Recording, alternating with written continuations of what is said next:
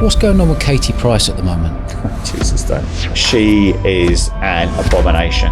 The only time this issue gets coverage is when it looks like an action movie. We've got to do something satirical, outrageous, and also do it by subverting national security. Tell me some of the stunts you've done. Batman at Buckingham Palace, we had priests up on York Minster. I'm going to show you my balls. No. I think the system wants to protect itself. There is like a feminist Taliban out there. I mean, they're crazy. They come after you. They're press intrusion, papers start going through your private lives. I have bomb threats. Why so much secrecy?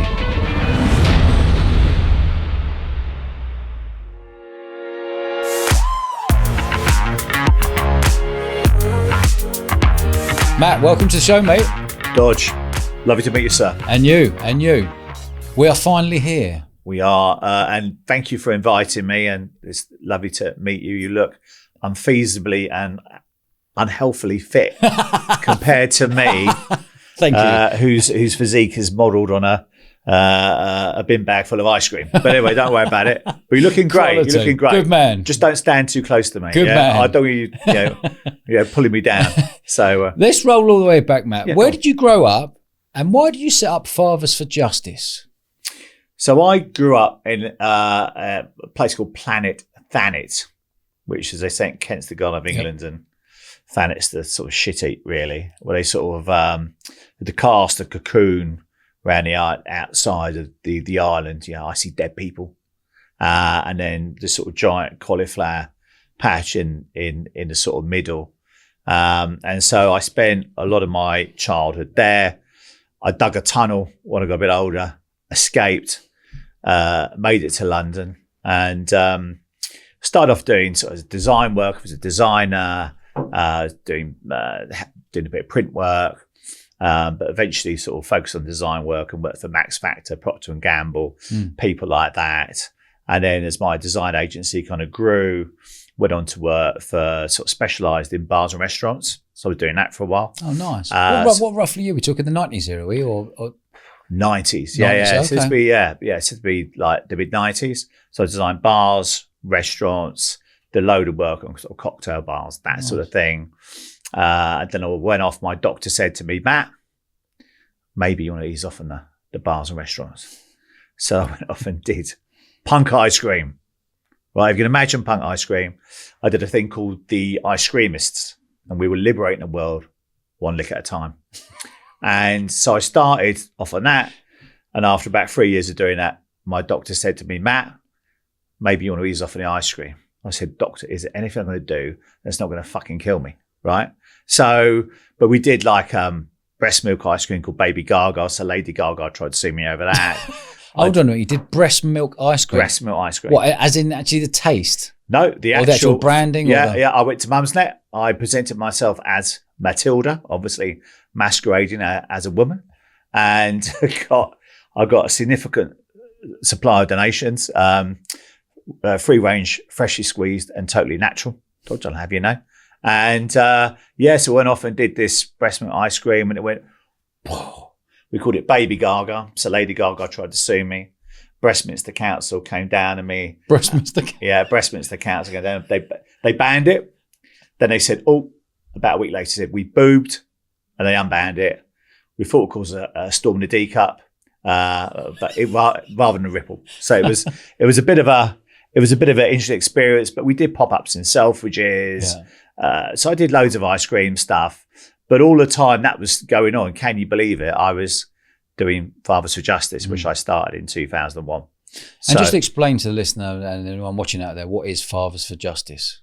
So Fathers for Justice was originally a campaign organisation, been going 23 years, and we've been reuniting children and fathers throughout that time. I went through the family courts originally, and I could not believe that I had no rights in law to see my two beloved sons. And it was a horrific time in my life. My life was like ground zero. I couldn't see my children. I couldn't get into my house. My business partner had died. I was literally left with about 15, 20 quid in my pocket. And I ended up in court one day, And I said to the judge, I actually climbed up onto the table in the court and said, I will put you out of a fucking job if it's the last thing I do on God's earth.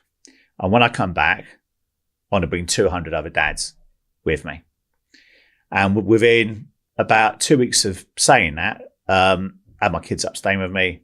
My ex-wife had rolled over, and things had started. But at that point, I was really committed to the principle and the idea of Fathers for Justice, which did what it said on the tin, which was important. And so I'm a man with an overactive imagination. That can be a good thing, can be a bad thing. As you can obviously with breast milk ice cream, not always good. But the motivation for me was it was from here. It was like it was a love story in a sort of slightly strange way, but it was a love story about my love, for my children. And that's what started me. And I was lucky I got back on my feet very quickly after my divorce. I kind of, I knew what I wanted to do because as a kid, I've been a political campaigner. So I've been on miners' picket lines in Kent in the 80s. I was in the C&D movement. I was in Amnesty International. I was a campaigner, a campaigning zeal. I'm a passionate person. I'm emotional and I'm passionate and I give a fucking shit. Yeah. So just hold me there. You got divorced from your wife. Why weren't you allowed to see your kids? Just stopped contact. She'd become, I'm going to sort of talk about this, tell you this carefully, but she'd become friends with an ex partner of mine. And so hell hath no food and women scorned. Tried 2 women scorned. And that was a reason.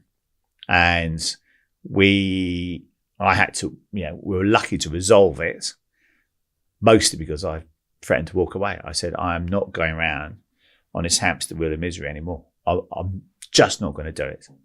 And because it was destroying me. It was destroying me to the extent my spiritual advisor was Sir Jack of Daniels. You may have heard of him. And I was above a bar in London.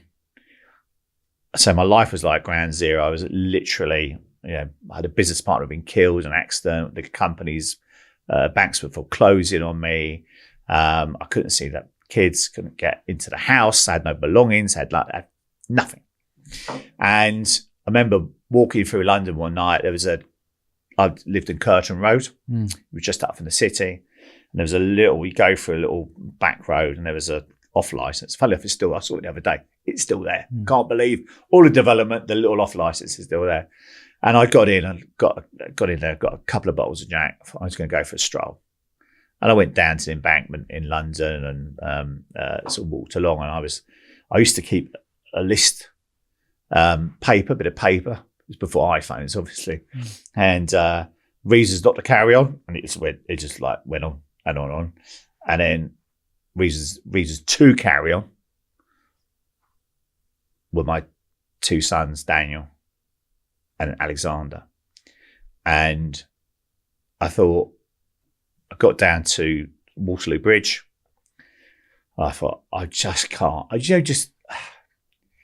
You physically, mentally go, I've had enough. I cannot continue like this. I've just absorbed as much punishment, as much hate, as much inhumanity and cruelty as you could,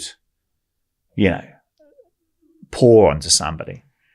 And, but I was somewhere in the midst of that darkness. Instead of jumping off bridges, I said, we could start climbing them. And in my head, somewhere, I thought there might be a more aspirational. It was a Damascene moment for me to say, right, what can we do moving forwards? Maybe there's a better way. And I'm going to just bring that story right around to today, or right around to a couple of years ago. In 2019, my eldest boy ended up working for NASA, incredibly. And he was in California, and myself and my youngest, we flew over to see him, and we did a road trip to Vegas. and we went through Death Valley. And I fucking cried. Because if you said to me, back in 2000, that you're going to be having a road trip to Vegas with your kids, I'd have said, you are absolutely crazy.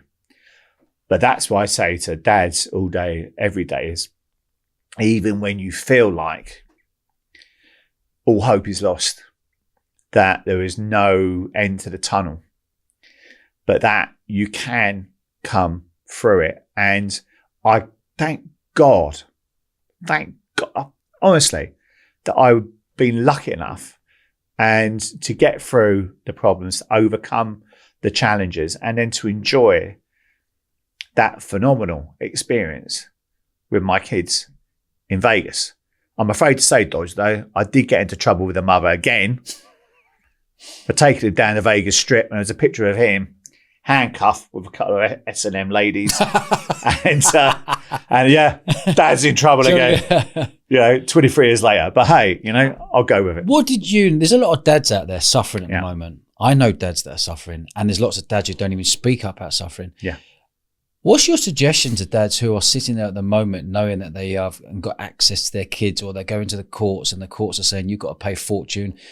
How does the courts work? Has the courts changed over the years from dads not being able to see their kids and the wives or the mums always winning custody of the kids? How's it changed? Give me an example from the last 20 odd years. It's not really changed over the last 30 years. The 1989 Children Act was, I guess that's under the Tories, was where they introduced the child's best interest principle. And the child's best interest principle is wherever the court determines it to be. So as fathers in this country, what a lot of dads don't realise is they think they've got rights to see their kids. No, you don't. You have no rights. Your parental rights and responsibilities should not be mistaken as a right in law to see your children. So your parental rights just give you a right to medical information or educational information. It does not provide you with a right to access to your children. So that's a mistake a lot of dads make. And I know this because I've spoken to 2 or 3 Prime Ministers about this. The last one being David Cameron, who, when he came to power with the Lib Dem coalition, I think around about 2010, they said that they were going to bring fathers for justice into government, all the usual bullshit, which you kind of expect. But you thought, oh, well, let's see if he follows up and is a man of his word, which clearly he wasn't. And they had a report produced for them called the Family Justice Review by a guy called David Norgrove. And the report concluded fathers have no rights and should have no rights because it would trump the child's best interest principle. I can't get my head around that bit. Can't get my head. So the dad, if they split up, have no rights of their own kid. No. Why can the kids not choose to be with the dad or the mum? Well, why does the mum? Why do 99.9% of kids go with the mum? Well, that's the institutional discrimination within the system. Okay, right. You have to understand that we have prehistoric courts, Jurassic judges, Stone Age thinking. Yeah. And that applies both to children's proceedings and it applies to divorce proceedings. So on both of those fronts, we still have absolutely anarchic legislation. It is, to me, the biggest child abuse scandal in this country. It makes the postmaster scandal look trivial, in my opinion, simply because this is hiding in plain sight. It's affecting everybody, so many people. I speak to people. I said earlier, there was an estate agent rang me up last night and said, oh, can you help somebody? The DPD driver, the Sky guy, everybody, everywhere I go, there's somebody is looking for help. Somebody is in a desperate state. But the starting point from it is the institutional discrimination of the family courts is that the mother lives with the child, that the child's best interest principle is the same as the mother's best interest principle, and that the father is treated, not always, but I'd say in my experience, 85, 90% of the time, there's a completely different set of the treatment of the father is completely different to the treatment of the mother. So the mother will be allowed to bend rules, break court orders, don't attend court, etc., etc. The father does it once, he will be absolutely crucified and then buried face down. The double standards in terms of how we apply safeguarding rules. If the father has a few more drinks in the week than he should do, he'll be given hair strand testing. They'll put them on the rack. If the mother does it, we're not interested. It's not that important, and that's a double standard. And that double standard manifests itself in the perverse and extreme cases of celebrity mums in this country who set a terrible and dangerous precedent by crashing their cars, drink and drug driving, having sex in front of their kids, and all sorts of truly appalling behaviour, supported by social services and supported by the family court while the father is being denied access.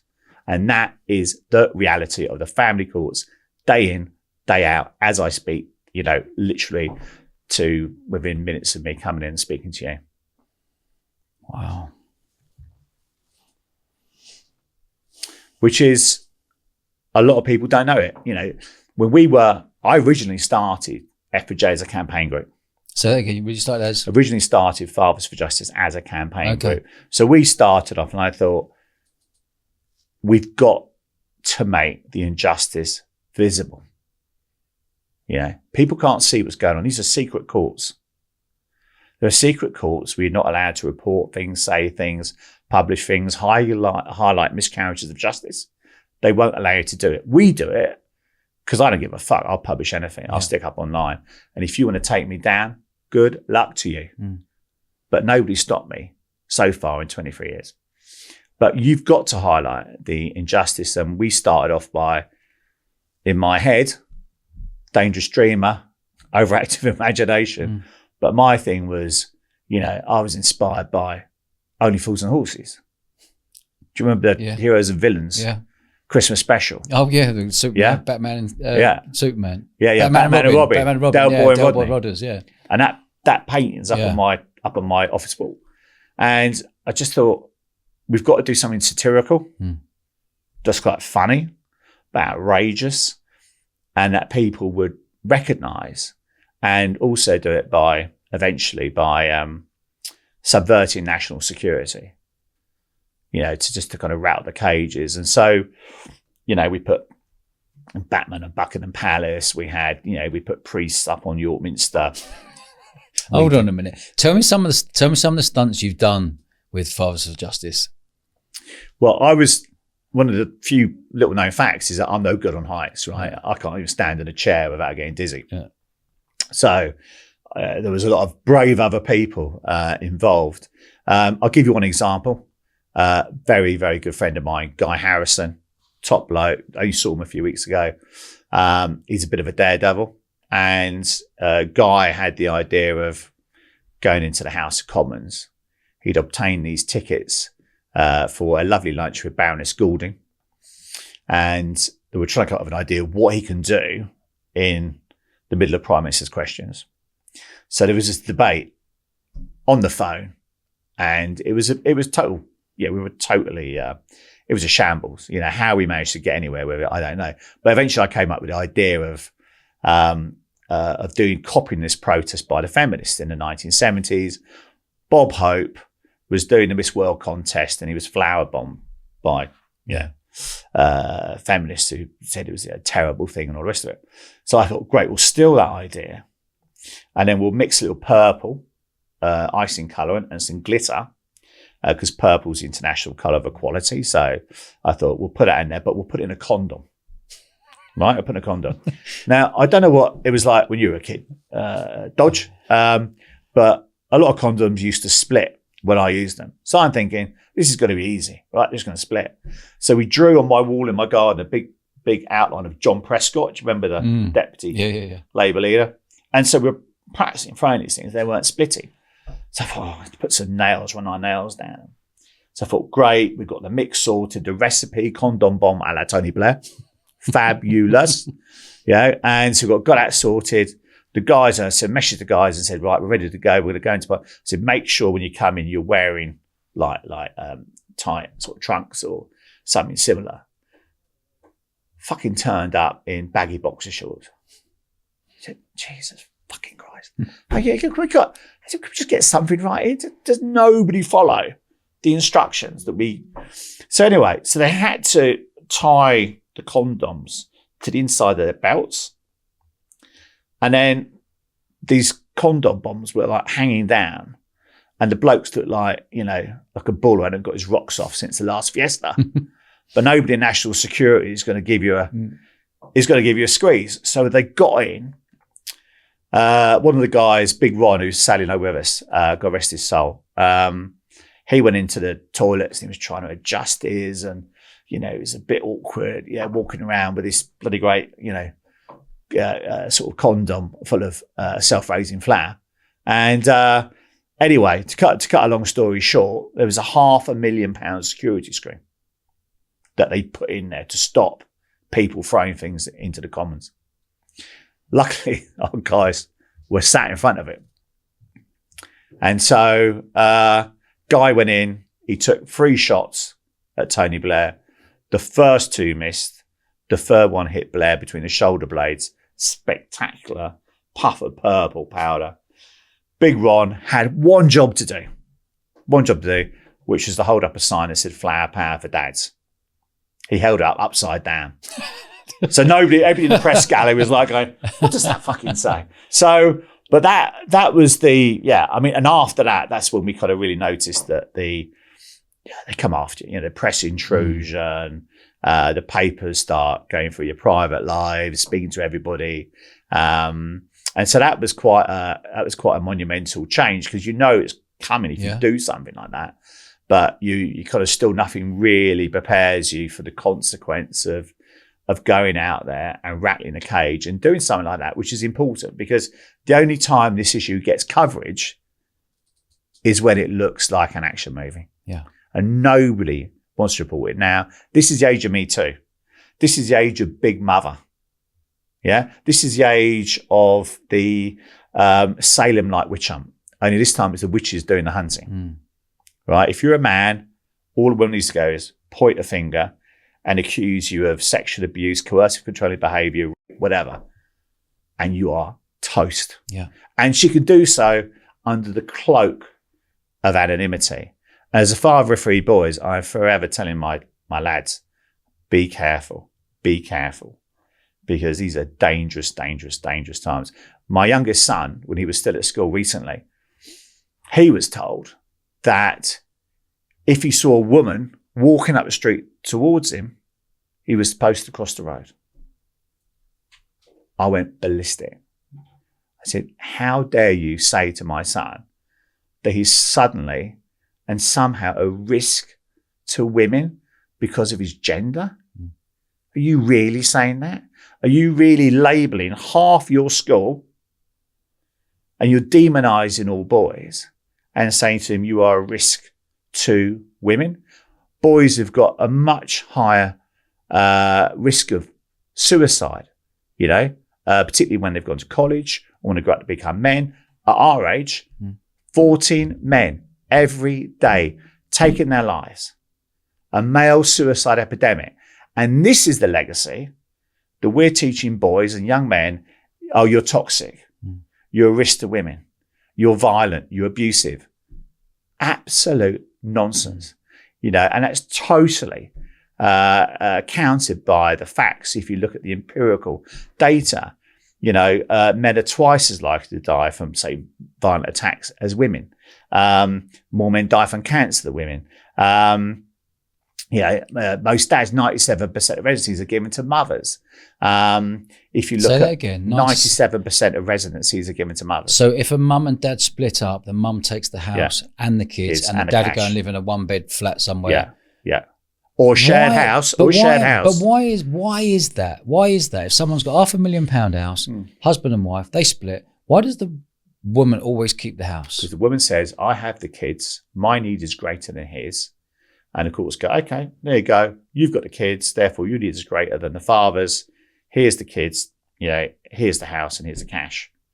what a lot of dads don't know, and they fall into the deadly divorce trap, is that they rush off like lemmings to get divorced.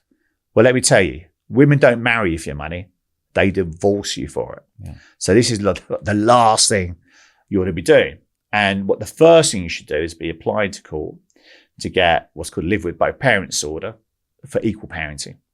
That's the first thing you do, because after that, if you get one of those, things should be divided equally. Okay. But what a lot of dads, led by solicitors, led by barristers, they go down this particular path and end up in a hole where they are literally, and I speak to dads every single day like this, either living in a one-bed flat or they're living in a shared accommodation.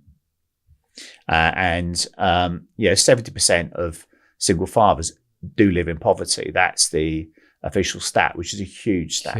Huge stat. We had a divorce lawyer on here, and he represents. He represents women, right? And he said the blokes haven't got a chance. He pulls them apart. He goes into their bank details and said, "What have you spent here?" and delves so deep that the guy's just like, he's lost. Yeah, it is a mistake to go into the court system. Yeah, as many dads do, thinking it's going to be fair and equitable. It is not. It is fundamentally discriminatory against you on the basis of your gender. If you're a man, we do not even have a principle of divorce equality in this country. They introduced no-fault divorce a couple of years ago, and they said, it's going to be great for kids. It's going to be great for relationships because it's going to solve all these problems. It doesn't solve anything. It just means you get divorced quicker. It's a tick box exercise. You've still got finances outstanding to be resolved, and you've still got the children's matters to be resolved. And the children's matters should come before everything, because you've got the finances like the cart before the horse. It makes no sense whatsoever. But you're trying to warn people, we're trying to tell people the whole time that there is a way of managing this. But a lot of dads do fall into this trap. And it's about understanding how the system works. This system is not fair. It's not equitable. If you go and speak to a solicitor, for example, you'll burn £10,000 to £30,000 in most cases, right? At least. I know people who spent 80, 250K, a friend of mine. The biggest spend was an Irish rock star, came to me a couple of years ago. He'd spent 3.4 million. Just to try and see his children. And we did more in 3 months than his solicitors and I had done in 3 years. So you can go off and burn this money with a misplaced faith in the British justice system, but solicitors ultimately are officers of the court. Their first loyalty is to the Crown and to the court. And they will tell you what you want to hear. What about domestic abuse from the woman abusing the man? Have you come across that? Loads. I mean, absolutely loads. But as a guy, you can't. Where'd you go? You can't go and see someone and say, "Oh, my wife's mentally abusing me and physically abusing you," because I'm sure someone would go, "Hold on, mate, your wife's 5'6". Well, how can she be doing that to you? You're a rugby player who's 6'1". What? It's quite easy. She pick up a knife. No. Or an iron. Yeah, but there's levels like that. But there must be domestic abuse going on that aren't reported because. Okay. I mean, the things with domestic abuse is, again, we live in the age of Me Too, where women are victims. They play the victim card. It's the cult of victimization, and men are dangerous and perpetrators and abusers. And the danger with that stereotyping, which is what it is that it fails to protect male victims of domestic abuse. And it fails, actually, it diverts police authorities away from the genuine female victims of domestic abuse. So it doesn't work for anybody. But from the man's perspective, if you look at the last British crime survey for England and Wales, which I think was in 2019, 1 in 3 victims of domestic abuse were men. So 1 in 3. Yeah. That's an incredibly high number.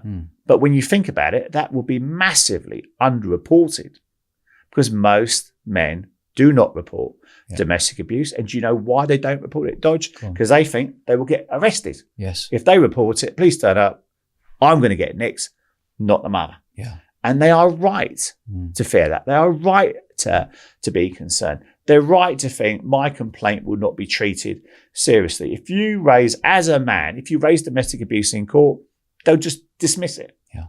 Kafkas and the courts will just look at it and go, oh, well, unless you've had an iron placed in your face and for proof, or knife in your. Yeah.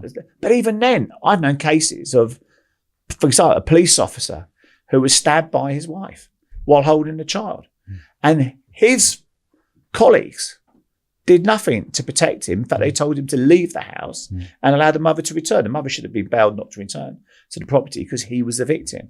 So how we deal with male victims of domestic abuse is a really, really serious issue. And we need to encourage men. If you have been attacked, if you've been a victim of coercive or controlling behaviour, you must report it to the police. You must get a crime reference number, because at some point you may need that. You may need that evidence. But do you really think a bloke is going to go to the old bill station and said, "Oh, my missus hit me around the head last night and it's been going on for 6 months," or she's mentally abusing me every day, so I'm not good enough, I'm not earning enough money, or whatever it may be? Well, if you don't feel comfortable doing that, there's a great organisation called Mankind. Go and speak to Mankind, or go and speak to any one of the male domestic abuse groups. There's not many there, because this is not treated seriously, as you rightly say, as an issue. But if you go and report it to somebody, even if you go to your GP, may make a referral. But you go to Mankind, I think there's Men's Advice Line as well, and they specialise in dealing with male victims of domestic abuse. But it has to be reported somewhere. Because if you don't, and then you rely on it at a later date, they're going to say, sorry, not interested. So any man out there who's listening or watching, if they have had mental abuse or physical abuse, it's worth reporting that you've got that piece of paper for later usage, in case you need it later on. Absolutely right. And if you don't, you're then starting from the zero line once you've had to report it, but you haven't been, okay. But if you report it, say mum makes allegations against you 2 years later, and then you go, oh, this happened back. Well, they're going to ask third-party corroboration. Yeah. Where is your third-party corroboration? Yeah. Where's your crime reference number from the police? Where's your GP's letter? Have you spoken to Mankind? All those sorts of things. So it's important. I can't say. Somebody very close to me went through this, and his girlfriend became really violent and abusive. And I said to him, mate, you've got to report this. You just have to report it. Because if you don't stop, if you don't deal with it there, where does this stop? What else is she going to do? You know? I can't say too much about it because it's a close family member. But what I said, to an extent, was proven, because then she went on and on and on. And he was lucky to get out of the relationship. But it's terrifying. It is terrifying. Nobody should be subject to any form of violence or coercive controlling behaviour. But the law, unfortunately, as it stands, we have a two-tier legal system. The woman gets what I call the pussy pass. She will get away with absolute murder. The father will be subject to a whole different set of laws, routines, tariffs when it comes to sentencing. And if you're the father, say example, if you look at, we do a lot of fake allegations. I find it incredible that a woman can make an allegation for, under the cloak of anonymity, pointing a finger at somebody. She can be paid, I think I'm right in saying, up to £10,000 compensation, even if the man isn't convicted. She can destroy his reputation like that, destroy his career. And people think this two-tier legal system is fine. It is not fine. Yeah. Because these are not just men. This is somebody's son. This is somebody's brother. This is somebody's father whose life you are destroying. And people who lie and perjure themselves in the legal system should face themselves the full force of the law. Because it's just unacceptable conduct. But we have in our midst, in front of us, a gender apartheid that applies solely on the basis of gender. And I can't just blame Keir Starmer, the Labour Party. I can't just blame the Conservative, but all the main political parties have allowed this to happen. They're all guilty. They're all responsible for this issue.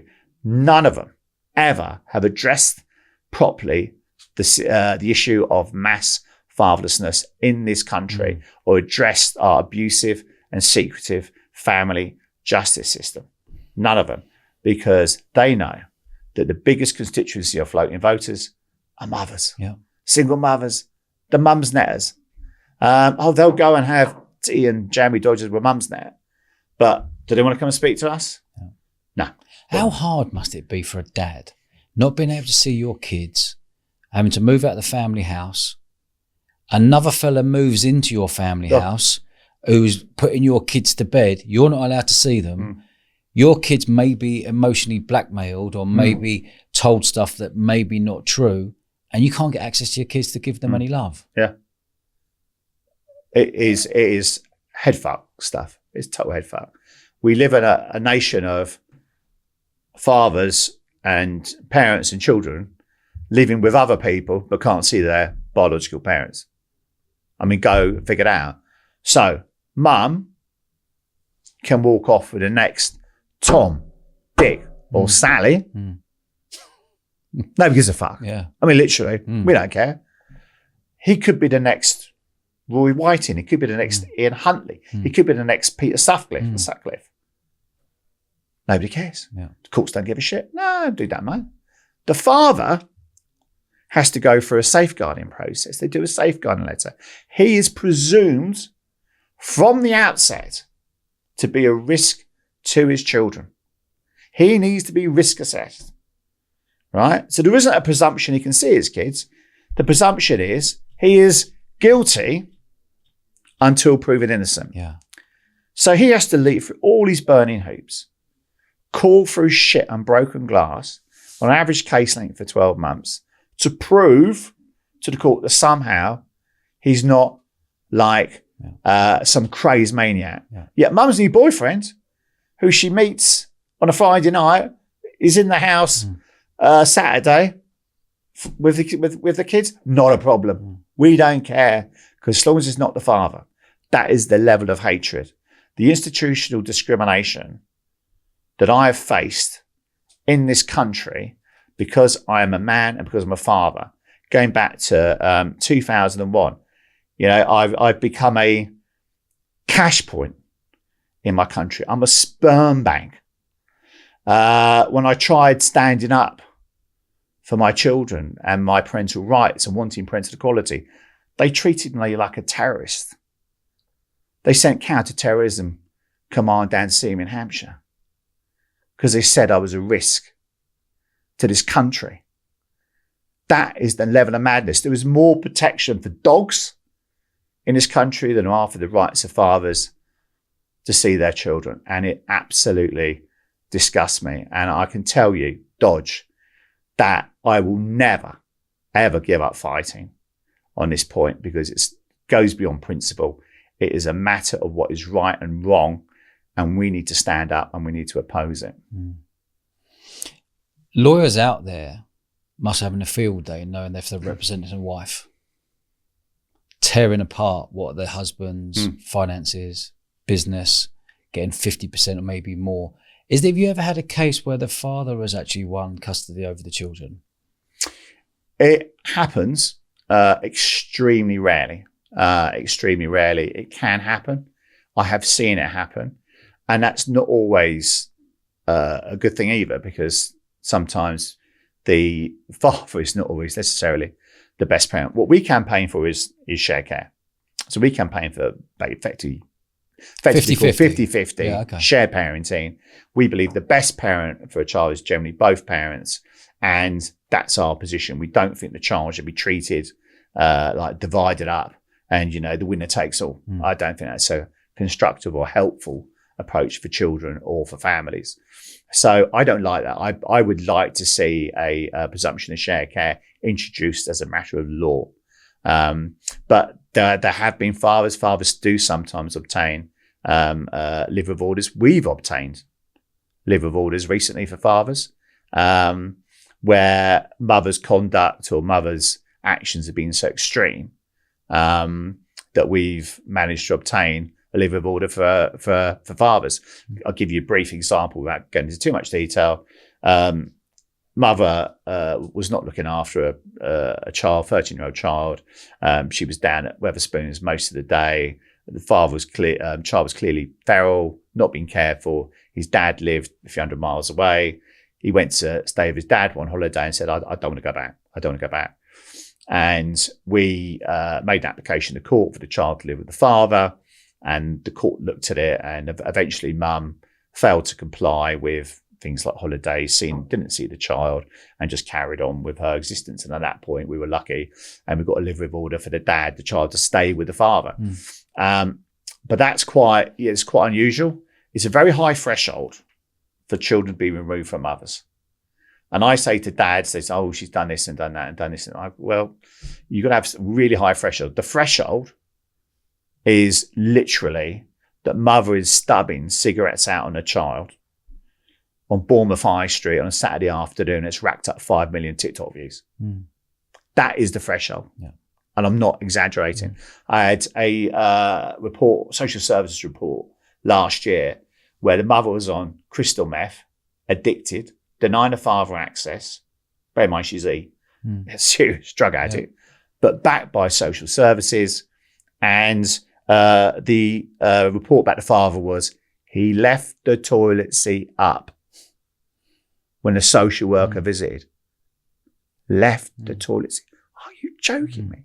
I had another one where the mother was from Nigeria, and she'd had a dream that the father was a witch doctor and had ritually disemboweled the children. It's a dream. Yeah. Or a nightmare. Kafka to go over and says, put it in the fucking report. I mean, this is nonsense. What's Kafka stand for? That's the Court Welfare Service. Okay.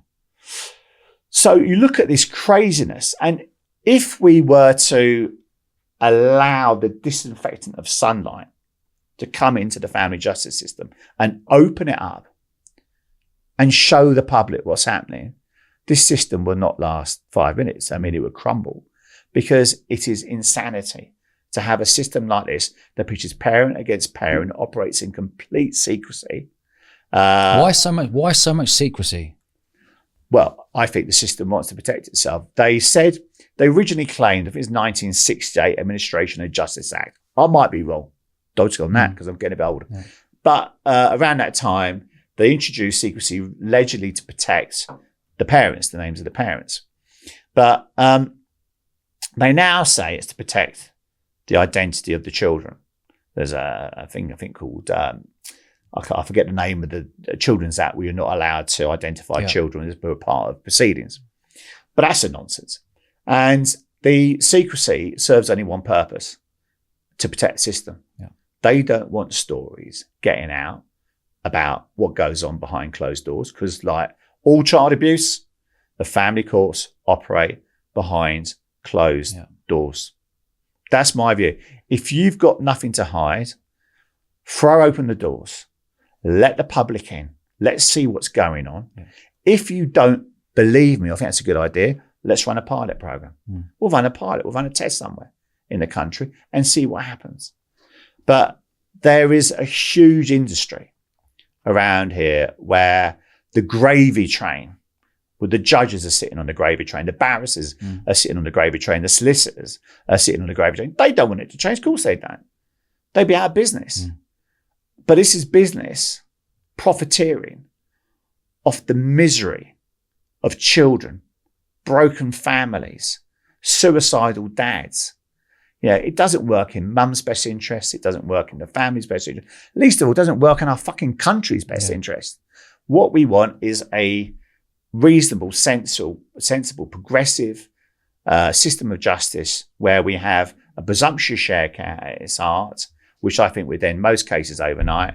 And we need openness, we need transparency, we need accountability, as you would do anywhere else in society.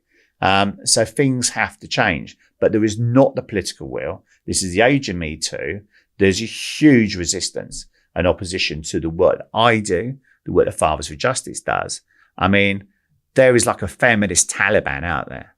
I mean, they're batshit crazy. These people are crazy.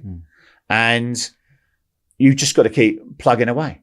But what would you suggest a dad out there, mum and dad, couple of kids, Dad and mum arguing. If a dad wants a divorce, what do you think he's going to go through? So a dad listening right now, what do you think he'll go through if he wants a divorce? Well, don't go for divorce. If you're still living in the same house, living in the same property, you need to make an application for what's called live with both parents order while you're still in the house, and apply for that. So while you're still there, you've still got de facto rights. If you leave the property, that's it. Your rights are gone. So you then become... So if the dad leaves, goes, I've had enough of this, I'll move into a one-bed flat, you've lost your rights? Yeah. Wow. Yeah. Okay. A lot of dads say, I can't cope with it, I can't deal with it. It is a serious error. Just deal with it and get that piece of paper. Yeah, just get an application in. Avoid all disputes and arguments with the mother, because the mother may try and create a situation where you call the police or she calls the police and says, oh, he pushed me. Yeah. And then you're arrested and bailed not to return. There's a thing that we do called living together arrangements, which is it's just a sort of basic document that you sign and saying, I've got to respect each other's parenting. We agree rotas for use of the house, etc., etc. But you're doing that as a tactical reason, because if you leave the property and you become the non-resident parent, mother becomes the parent with care. Right. Okay. She's got everything. She holds all the cards when you're gone. So it is important to stay in the property at all times, which I know is difficult. But I walked out and it was a mistake. Most people I speak to in a week have walked out and left the home. A lucky few sometimes are still in there. But it's about getting as much information, advice before you go start doing anything. Yeah. Yeah. But otherwise, it's a bit like crossing the minefield. It's knowing where to tread and where not to tread. And we're like the triage tent in the middle of this kind of war. And we're trying to get advice to people, save people, help people where we can. Not always possible. There are some people come to us and their case has been on for 2 years and there's very little we can do because they're so far down the hole and so far down the road. There's very little that can be done, but we do our best. I saw on your socials, what's going on with Katie Price at the moment? Jesus, don't. That's a name that it just, honestly, that I have seen some cases in 23 years. She is an abomination. She is absolute disgrace. She accused us last year, I think, of torching her car, vandalising her mucky mansion and killing her dog, which is interesting because I've never been to a mucky mansion. Probably the last place on planet Earth or in the universe I'd want to go to. But we were involved. We were trying to assist a guy called Kieran Hayler, who's a lovely guy. And Kieran was married? And Kieran was married to her, okay. Had 2 children. Yeah. And then it turned out in the course of our assistance for him that the social worker who was allegedly there because Katie had stopped all contact, social services stopped all contact between Kieran and his kids. And the social worker, it turned out, was actually working for Katie Price. So she was sacked by West Sussex Children's Services. You can read about it on the Daily Mail. But those children were, and in my opinion, are, as I speak, at serious risk of harm. She has a serious alcohol and drugs problem. Those kids, and I don't want to go into too much detail, there's some very serious allegations involving her. I've read all the paperwork. I know all the paperwork. And there are allegations that she's had sex in front of the children. She's taken drugs. She's taken alcohol. That one of the children is feral, is defecating and urinating around the house.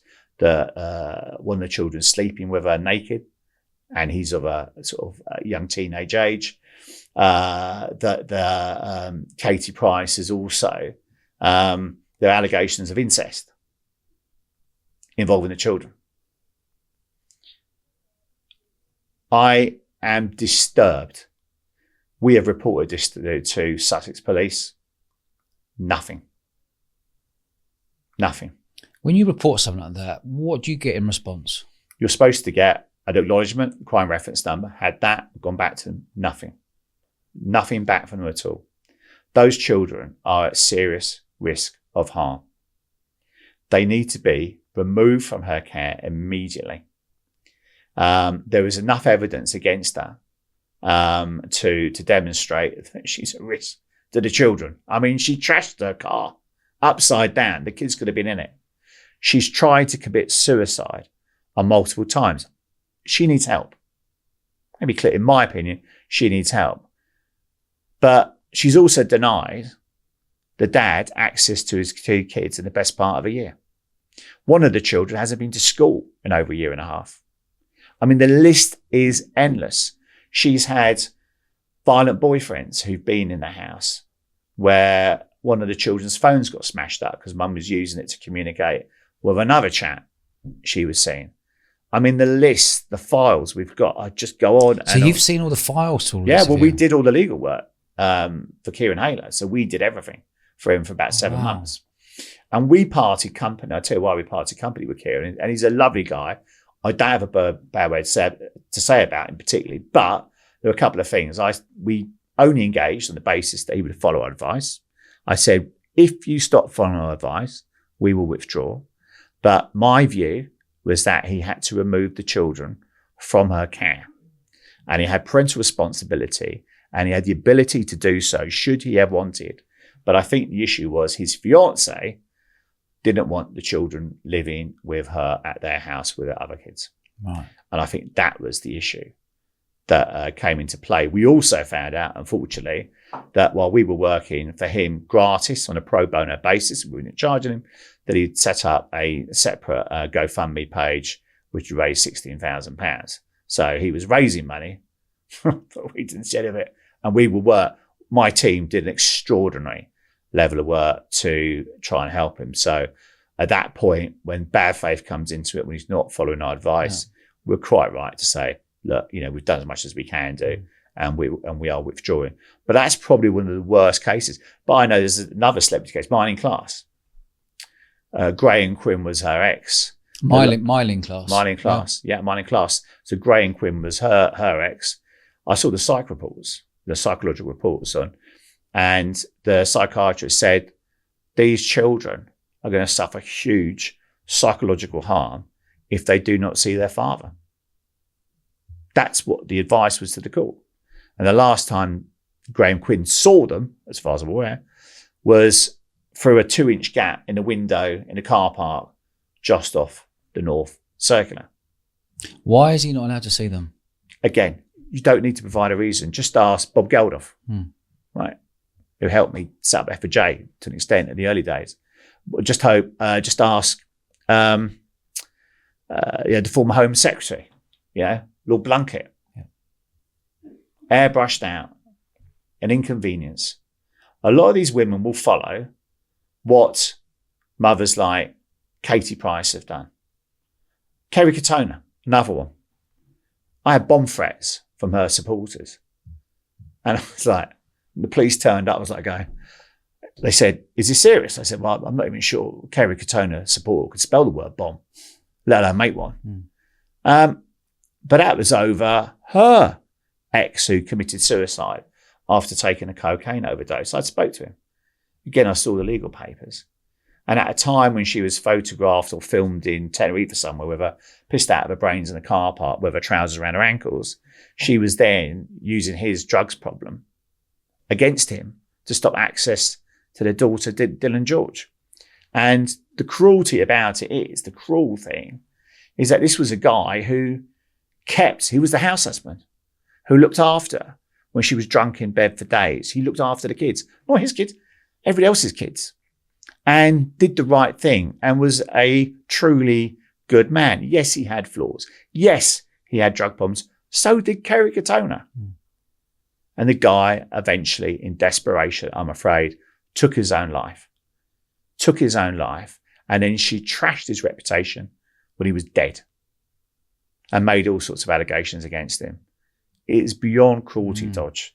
And it's heartbreaking to see that legacy is now left with, a lot of other modern women look at it and they copy contact an R. Don't need the dad. I just need the child. I get the kids, get the cash, get the benefits, get the council house. Yeah. This is an awful way of monetizing children or weaponizing children. and it is wrong and needs to be addressed politically, if only we had a political class with the backbone and spine to deal with this issue. It's amazing, the prison system at the moment. I think it's like 80% of prisoners who are in prison grew up without a dad. Yeah.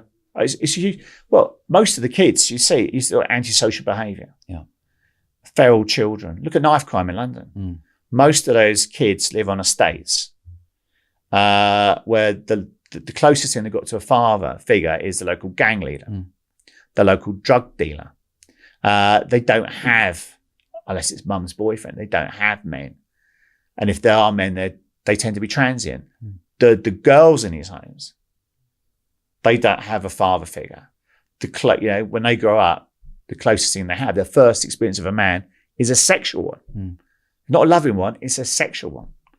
These are creating dangerous stereotypes, dangerous legacies for our society, for our country, because it's going to impact everybody. The courts, these Jurassic judges who are so thick, so stupid, so cretinous, that they cannot see that when they're denying a father access to his children, you are setting in place a chain of events which will echo 15, 20 years later when these kids are on the streets, they're involved in gangs, they're involved in drugs, they're involved in knife crime, and they cannot see by removing the father from the family unit, you are helping to create this problem. So it is extraordinarily frustrating, but How has Fathers for Justice changed since the day that you decided to create this to where it is today?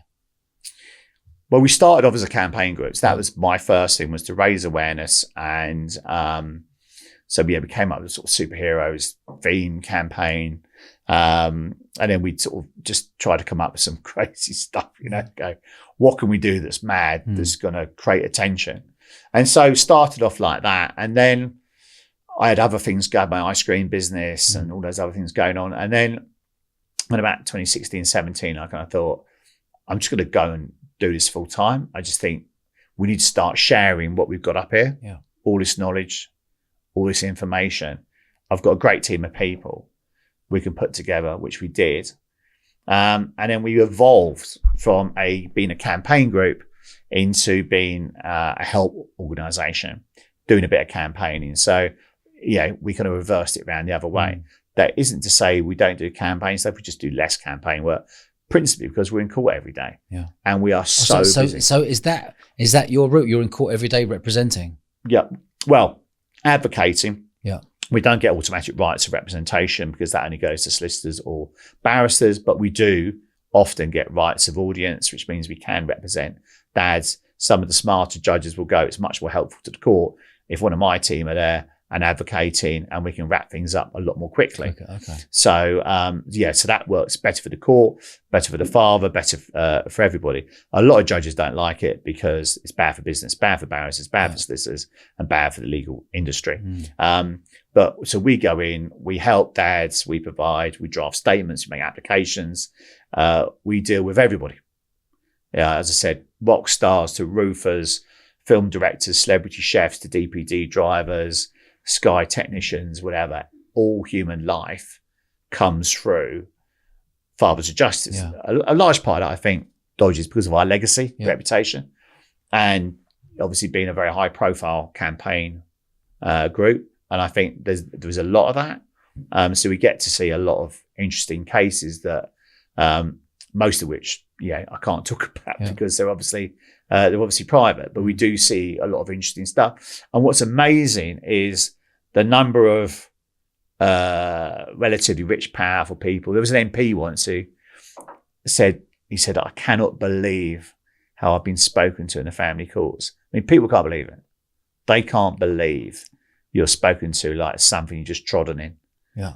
And walked in off the street. So the family courts will look down on the dad. Oh, terrible. And people. Yeah, absolutely terrible. Regardless of who you are. In fact, what a feeling for the dad. Just put yourself in that position. Your dad, you've done nothing wrong. You've moved out. You're in court. You've dropped 20 grand on fees. You know you're not going to win anything. You know your wages are going to be taken off you in your house, and everything's going to be taken off you. And then to get treated, the last little bit to get treated in court like a piece of crap.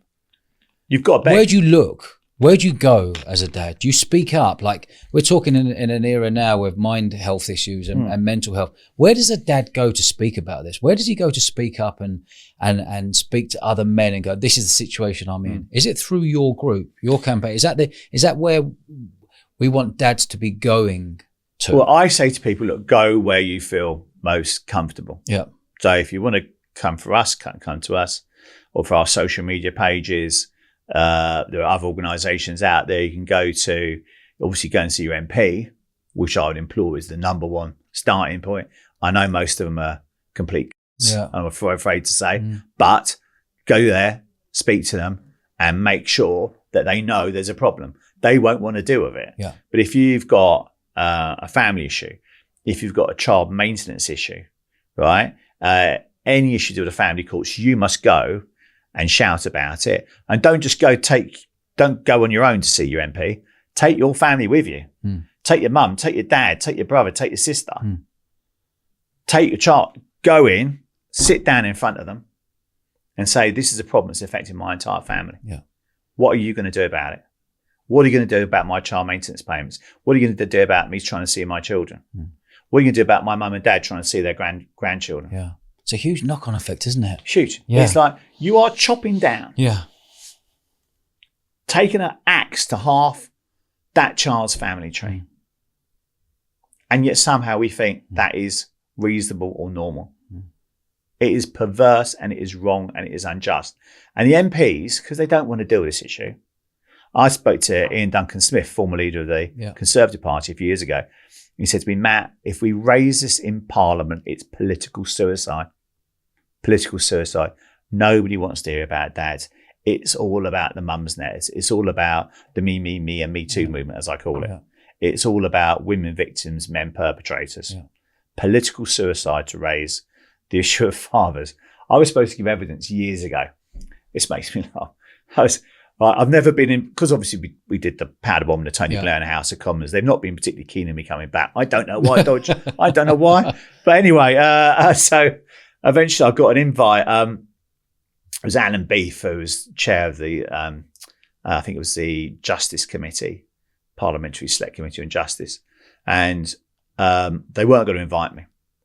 And then Bob got and if Mal fucking Connor's not fucking coming, I'm not fucking coming either, you fucking So it's like, so anyway, then I got a letter from Alan Beef saying, oh yeah, we're going to invite you to come and give testimony. So I rang up Bob, good work, Bob, this has really worked.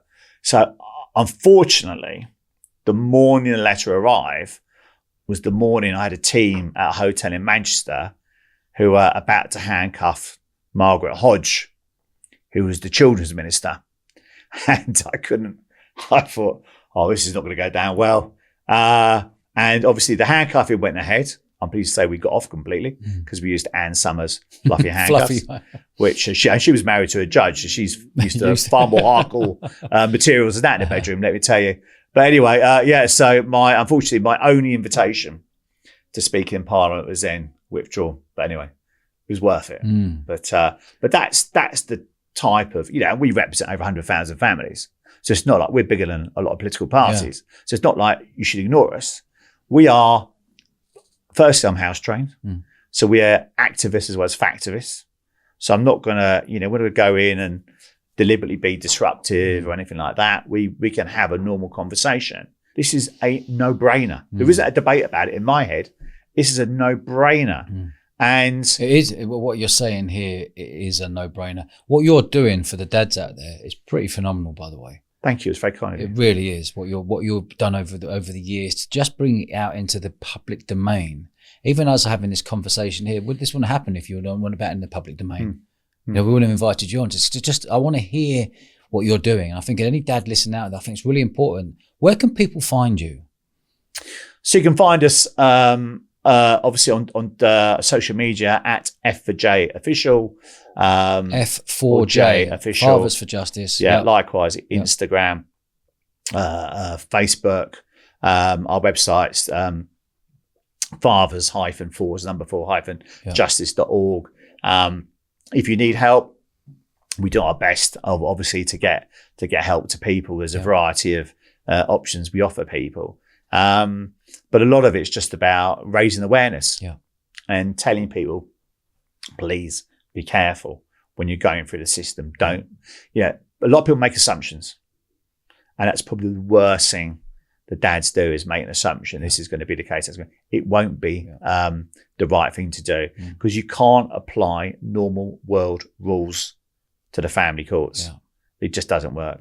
And a lot of what we may tell you may seem counterintuitive or difficult to understand, but remember, we're the guys who've been doing this for 23 years. We've had over 1 million inquiries. We know what we're talking about. We're in court every day. And it's important, I say to people, the best advice is always to follow the advice. Matt, I've really enjoyed this. Brother. Thank you so much for coming in. Thank you, sir. And everything that you've done. And if this is going to make more awareness for dads out there, fantastic. No, it's been really good speaking to you. And thank you for giving me the opportunity of having a really good discussion with you. You're a good man. And I'm going to get you, I'll get my tailors down to measure up. Lovely. Buckingham Palace is calling. Dodge. Don't be shy. I'm there, mate. Don't be retired. You've got a figure for it. He's laughing. Quality, you're a good man. Cheers for coming in. Dude. Cheers, coming, buddy. brother. Hi, guys. I hope you enjoyed that as much as I did. Can you do us a favour and subscribe to the channel? It's totally free and it massively helps our show. Cheers, guys.